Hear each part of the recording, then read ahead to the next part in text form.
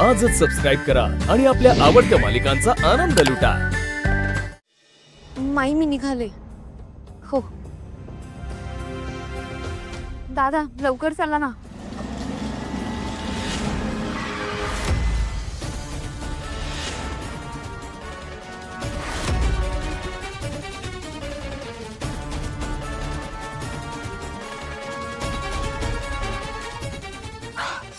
मागून चालवता येत नाही का तुम्हाला? अस्मी सामी, तू इथे काय करतेस? तुला खूप लागलंय का? हो ना. चल चल ना आपण हॉस्पिटलमध्ये जाऊया. खूप लागले अगं तू. अगं ऐक ना, मला खरंच नाही. मला काय अगदी लागले दिसत नाहीये का तुला? माणूस कीच नाहीये सावली. बरं एक मिनिट दादा ऐका ना, तुम्ही यांना हॉस्पिटलला घेऊन जाल का? ए वेळ लागले का? मी या बावळट माणसासोबत जाणार नाही. याला गाडी चालवता येत नाही व्यवस्थित. तू चल. मला इंजेक्शनची खूप भीती वाटते. त्यांनी इंजेक्शन दिलं तर काय करू?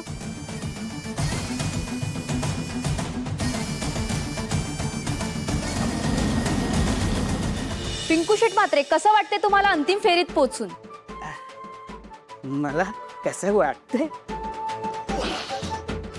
असं वाटतंय ना, जाला घ्यावाचा आणि समुद्रात फेकायचा. आणि समुद्रामध्ये तर जाला गेल्यानंतर आहे ना, त्या जाल्यामध्ये मावरा येते ना, असं वाटतंय. नाही म्हणजे काल तारा वसे तुमच्या बरोबर डुएट गायली. त्याचा काय, आज तीच तुमची प्रतिस्पर्धी आहे. काय वाटतं तुम्हाला? तुम्ही ना सकाळपासून संध्याकाळपर्यंत हेच लावलेलं असतंय. त्याला काय वाटतंय, त्याला काय वाटतंय, मला काय वाटतंय. आता मला सांगा, तुम्हाला काय वाटतंय? तुम्हाला ना का माहितच नाही. अरे ते सगळं सोडा, पण आता कोहली वारण माहितीये? पिंकू शेट कोण आहे ते? पिंकू शेट आहे ना, फक्त स्पर्धा जिंकत नाही, अरे समोरच्याला पण जिंकून घेऊन येत आहे. बाबा माझं लगीन करा.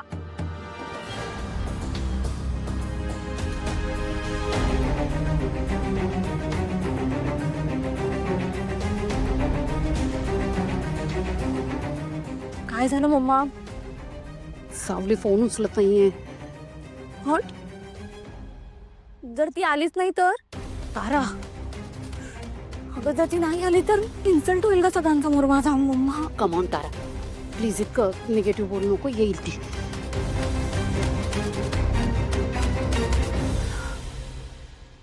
Wish you all the very best. Thank you. मला माहिती आहे आजचा दिवस तुझ्यासाठी खूप महत्वाचा आहे, म्हणून मी तुझा जास्त वेळ नाही घेणार. पण छान कर जे तू करशीलच. आणि मी तुला सांगते, तूच जिंकणार आहेस. सावली कुठे?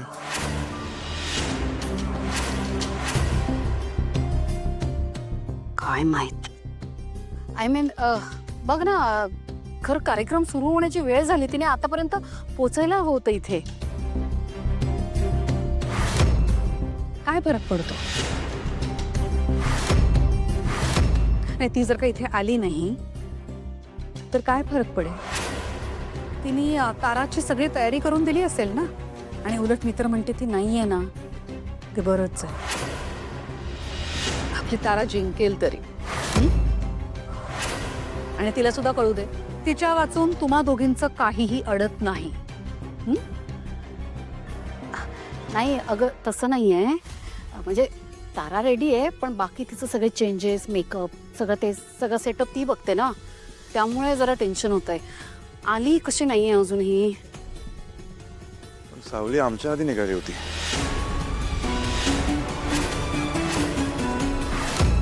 अजून आली कशी नाही?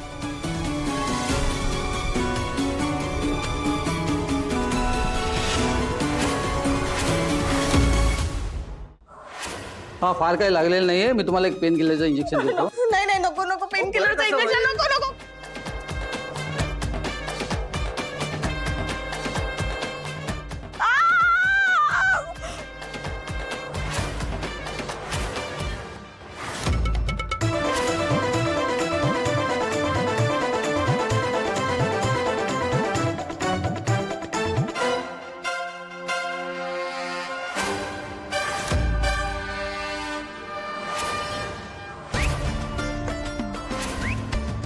हॅलो.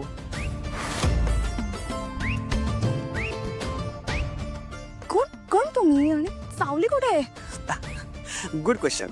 त्याचं काय झालं, चिमणी आली होती आणि तिच्या पंखावर बसून सावली भुरकन उडून गेली. कोण आहात तुम्ही आणि तुम्ही माझा हात का धरला? कलियुग रे बाबा, घोर कलियुग. तिचं करावं भलं, ती म्हणते माझा हात का धरला. हरकत नाही. सावली हातातून कशी निसटली? आता ऐश्वर्या मॅडम जाम चिडणार आहे माझ्यावर.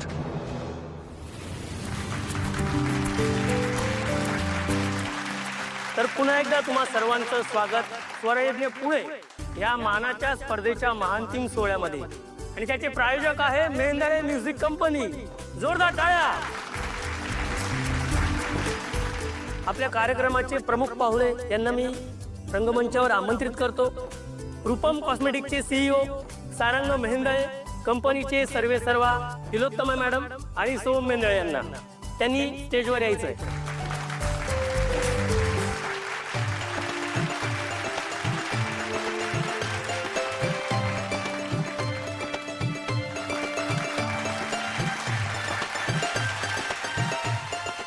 आणि आपल्या तीक्ष्णकारांनी या स्पर्धेचं ज्यांनी परीक्षण केलं त्या परीक्षकांसाठी एकदा जोरदार टाळ्या होऊन जाऊ देत.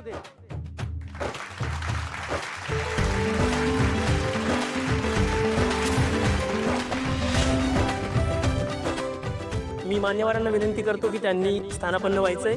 आपण कार्यक्रमाला लवकरात लवकर सुरुवात करूया.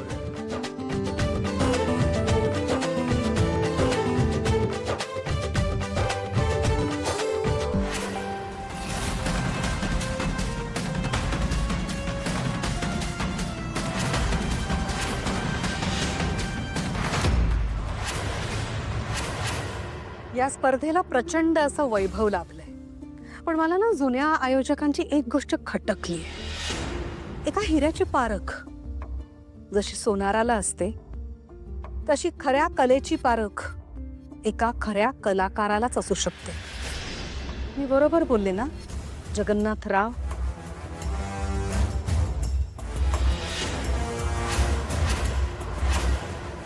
नाही म्हणजे तुम्हाला पटतंय ना? अगदी खरं बोललात तुम्ही तिलोत्तमा मॅडम. म्हणून मी म्हणते या स्पर्धेचं परीक्षण करायची तुमची लायकीच नाही.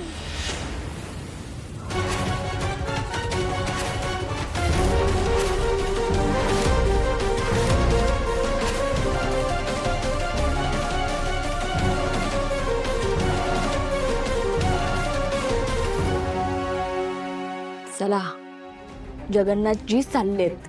हो, पण सावली यायची आहे ना अजून. नाही, अगदी बरोबर आहे. मला तुमचं म्हणणं पटतंय. म्हणजे खरं तर मी आयोजकांना नकारच दिला होता, पण आत्तापर्यंत इतक्या लोकांचं भविष्य घडवलंय याची जाणीव ठेवून त्यांनी मला हा मान दिला होता. पण हरकत नाही, तुम्हाला असं वाटतंय ना की मी परीक्षण करण्याच्या लायक नाही, त्यामुळे मी मागे बसतो आणि गाण्याचा आनंद घेतो, कारण माझं कलेवर प्रेम आहे. धन्यवाद.